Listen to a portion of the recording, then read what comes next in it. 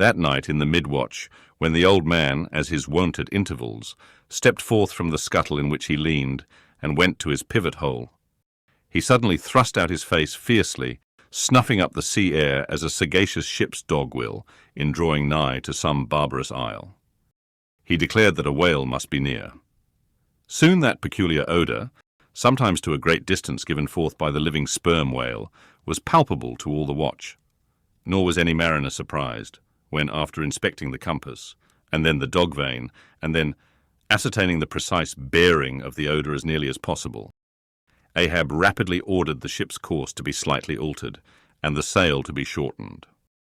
The acute policy dictating these movements was sufficiently vindicated at daybreak by the sight of a long sleek on the sea, directly and lengthwise ahead, smooth as oil, and resembling in the pleated watery wrinkles bordering it the polished metallic-like marks of some swift tide rip at the mouth of a deep, rapid stream.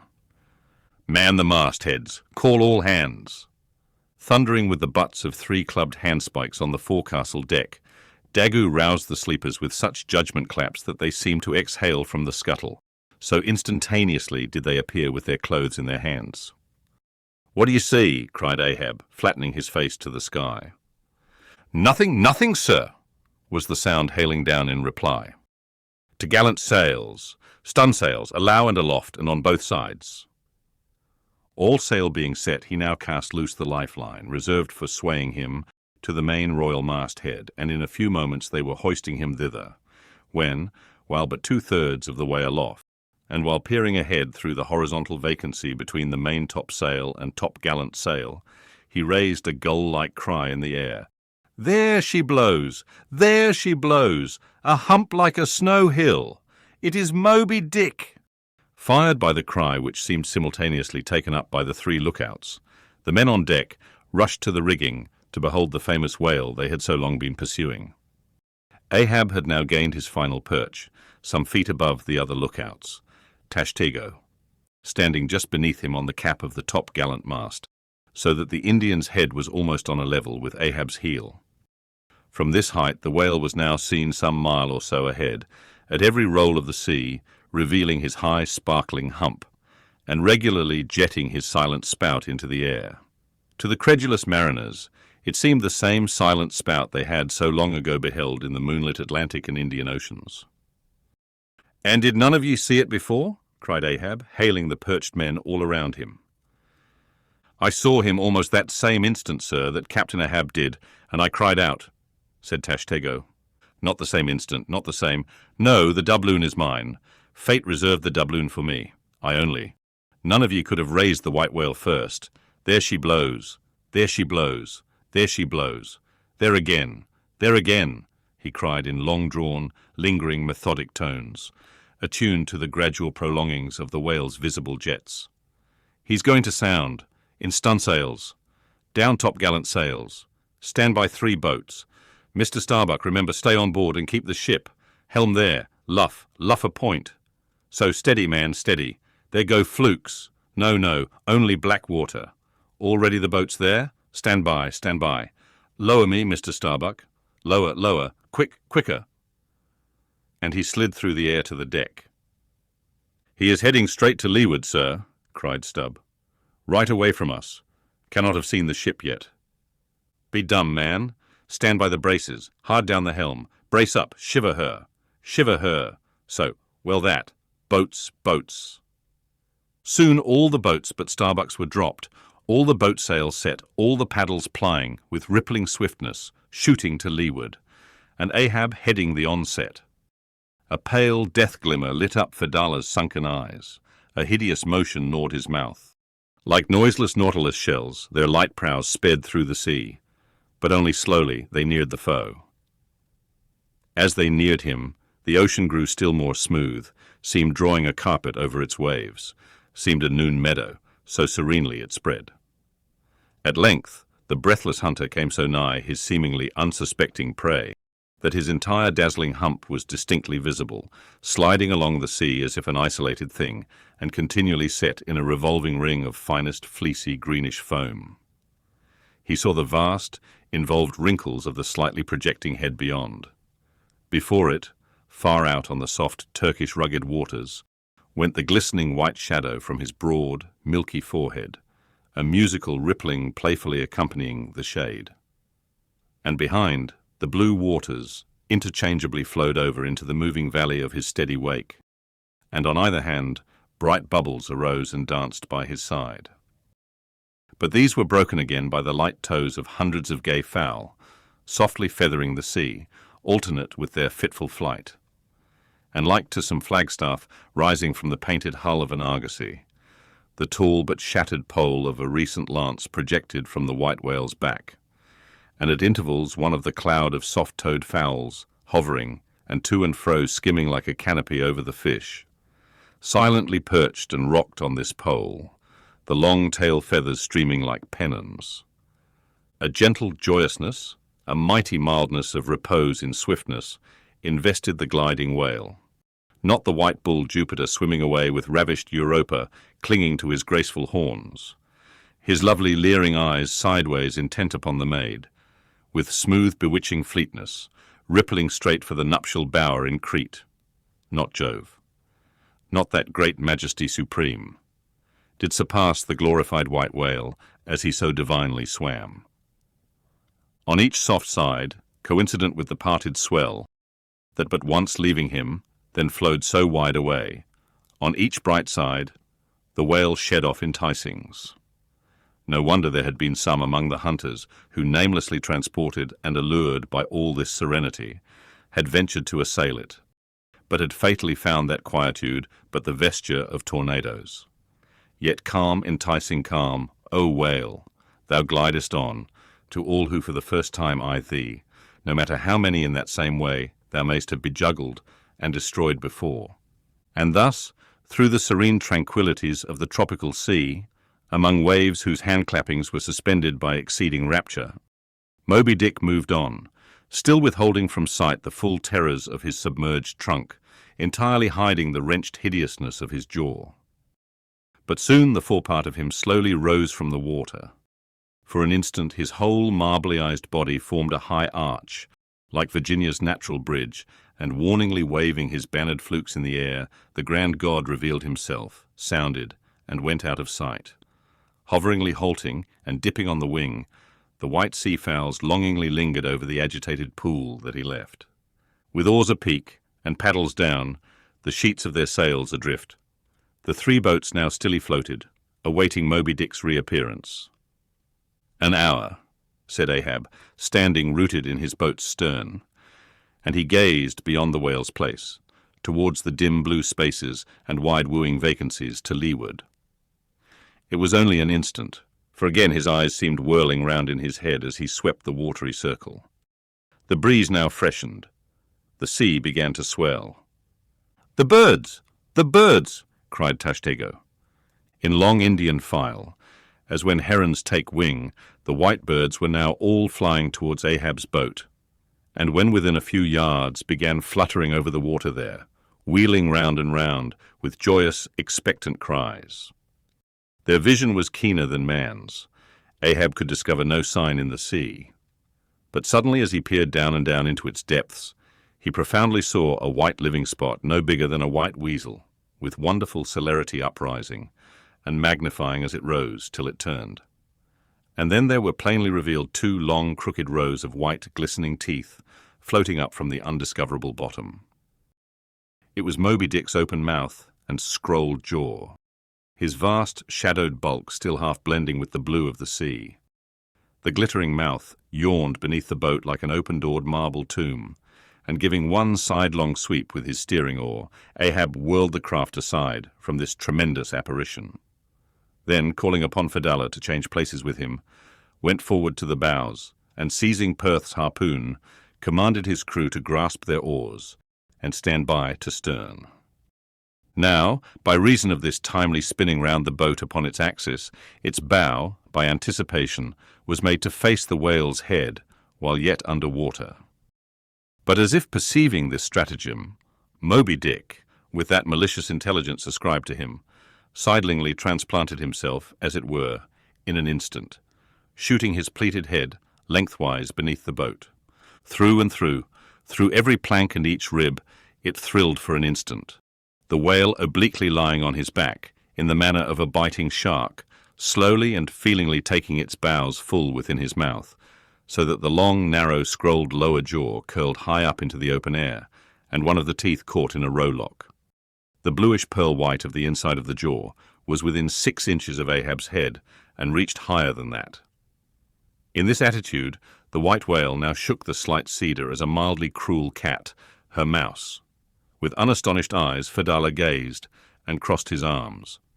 But the tiger-yellow crew were tumbling over each other's heads to gain the uttermost stern.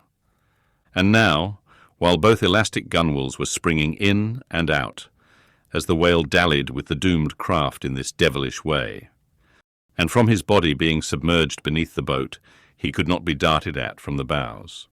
For the bows were almost inside of him, as it were.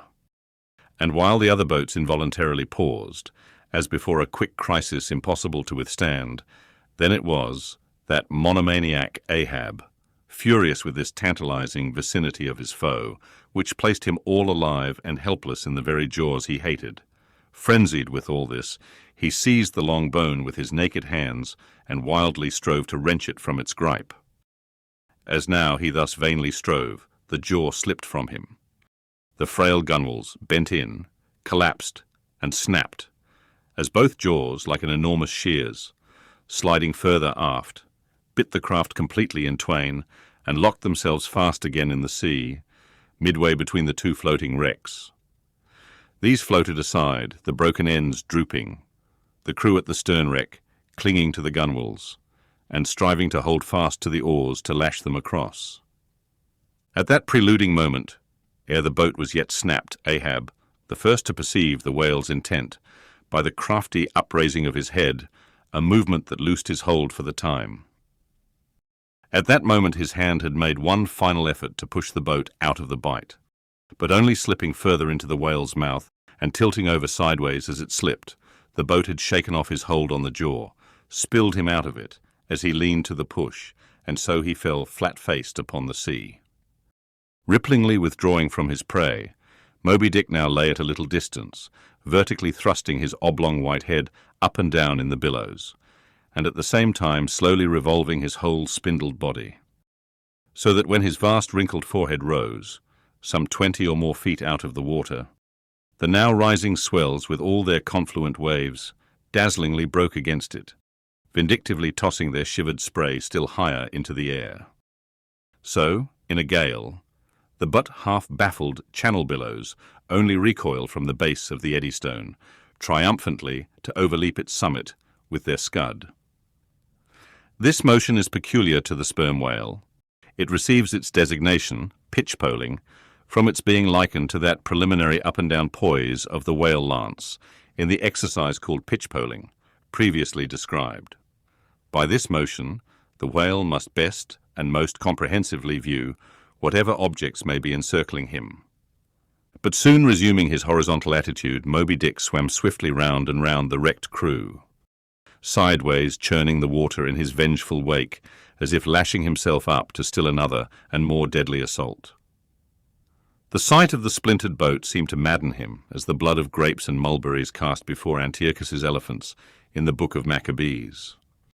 Meanwhile, Ahab half smothered in the foam of the whale's insolent tail, and too much of a cripple to swim, though he could still keep afloat, even in the heart of such a whirlpool as that. Helpless Ahab's head was seen, like a tossed bubble which the least chance shock might burst. From the boat's fragmentary stern, Fedallah incuriously and mildly eyed him. The clinging crew, at the other drifting end, could not succour him. More than enough was it for them to look to themselves. For so revolvingly appalling was the white whale's aspect, and so planetarily swift the ever-contracting circles he made, that he seemed horizontally swooping upon them. And though the other boats, unharmed, still hovered hard by, still they dared not pull into the eddy to strike, lest that should be the signal for the instant destruction of the jeopardized castaways, Ahab and all. Nor in that case could they themselves hope to escape. With straining eyes, then, they remained on the outer edge of the direful zone, whose centre had now become the old man's head. Meantime, from the beginning, all this had been descried from the ship's mast-heads, and squaring her yards she had borne down upon the scene, and was now so nigh that Ahab in the water hailed her. "Sail on the—" But that moment a breaking sea dashed on him from Moby Dick and whelmed him for the time. But struggling out of it again, and chancing to rise on a towering crest, he shouted, "Sail on the whale! Drive him off!" The Pequod's prows were pointed, and breaking up the charmed circle, she effectually parted the white whale from his victim.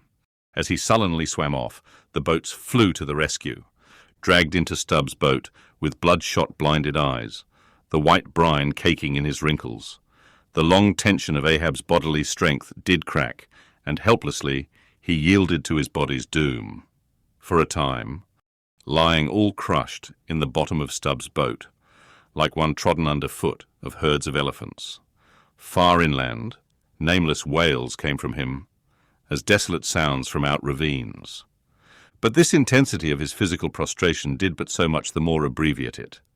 In an instant's compass, great hearts sometimes condense to one deep pang, the sum total of those shallow pains kindly diffused through feebler men's whole lives.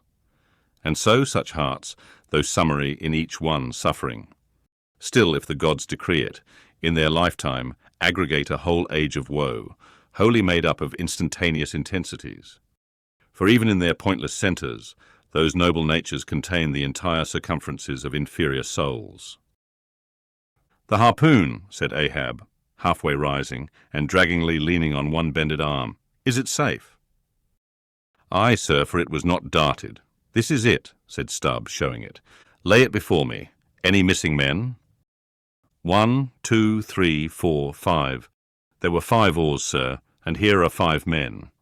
"That's good. Help me, man. I wish to stand. So, I see him. There, going to leeward still. What a leaping spout. Hands off from me. The eternal sap runs up in Ahab's bones again. Set the sail. Out oars. The helm." It is often the case that when a boat is stove, its crew, being picked up by another boat, help to work that second boat, and the chase is thus continued with what is called double-banked oars. It was thus now. But the added power of the boat did not equal the added power of the whale, for he seemed to have treble-banked his every fin, swimming with a velocity which plainly showed that if now, under these circumstances, pushed on, the chase would prove an indefinitely prolonged, if not a hopeless one. Nor could any crew endure for so long a period such an unintermitted, intense straining at the oar. A thing barely tolerable only in some one brief vicissitude. The ship itself, then, as it sometimes happens, offered the most promising intermediate means of overtaking the chase. Accordingly, the boats now made for her, and were soon swayed up to their cranes, the 2 parts of the wrecked boat having been previously secured by her, and then hoisting everything to her side and stacking her canvas, high up and sideways outstretching it with stun sails, like the double-jointed wings of an albatross, the Pequod bore down in the leeward wake of Moby Dick. At the well-known methodic intervals, the whale's glittering spout was regularly announced from the manned mast-heads, and when he would be reported as just gone down, Ahab would take the time, and then pacing the deck, binnacle watch in hand. So soon as the last second of the allotted hour expired, his voice was heard. "Whose is the doubloon now? Do you see him?" And if the reply was, "No, sir," straightway he commanded them to lift him to his perch.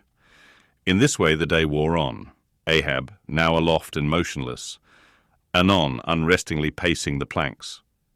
As he was thus walking, uttering no sound, except to hail the men aloft, or to bid them hoist a sail still higher, or to spread one to a still greater breadth, thus to and fro pacing beneath his slouched hat, at every turn he passed his own wrecked boat, which had been dropped upon the quarter-deck and lay there reversed, broken bow to shattered stern.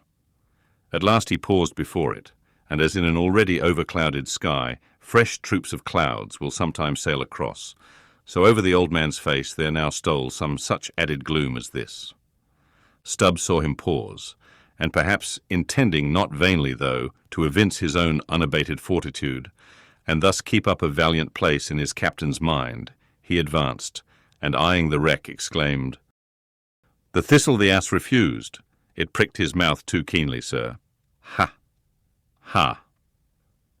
What soulless thing is this that laughs before a wreck? Man, did I not know thee brave as fearless fire, and as mechanical, I could swear thou wert a poltroon.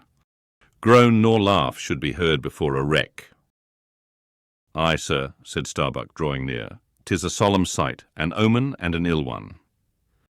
Omen? Omen? The dictionary. If the gods think to speak outright to man, they will honourably speak outright. Not shake their heads and give an old wives' darkling hint. Begone. Ye two are the opposite poles of one thing. Starbuck is Stubb reversed, and Stubb is Starbuck, and ye two are all mankind. And Ahab stands alone among the millions of the peopled earth, nor gods nor men his neighbours. Cold, cold, I shiver. How now, aloft there. Do you see him? Sing out for every spout, though he spout 10 times a second. The day was nearly done. Only the hem of his golden robe was rustling. Soon it was almost dark, but the lookout men still remained unset. Can't see the spout now, sir. Too dark, cried a voice from the air. How heading when last seen? As before, sir. Straight to leeward. Good. He will travel slower now it is night. Down royals and top-gallant stun-sails, Mr. Starbuck. We must not run over him before morning. He's making a passage now and may heave to a while. Helm there. Keep her full before the wind. Aloft. Come down. Mr. Stubbs, send a fresh hand to the foremast head and see it manned till morning. Then advancing towards the doubloon in the main mast. Men, this gold is mine, for I earned it. But I shall let it abide here till the white whale is dead. And then, whosoever of ye first raises him, upon the day he shall be killed, this gold is that man's. And if on that day I shall again raise him, then 10 times its sum shall be divided among all of ye. Away now, the deck is thine, sir. And so saying, he placed himself halfway within the scuttle, and slouching his hat, stood there till dawn, except when at intervals rousing himself to see how the night wore on.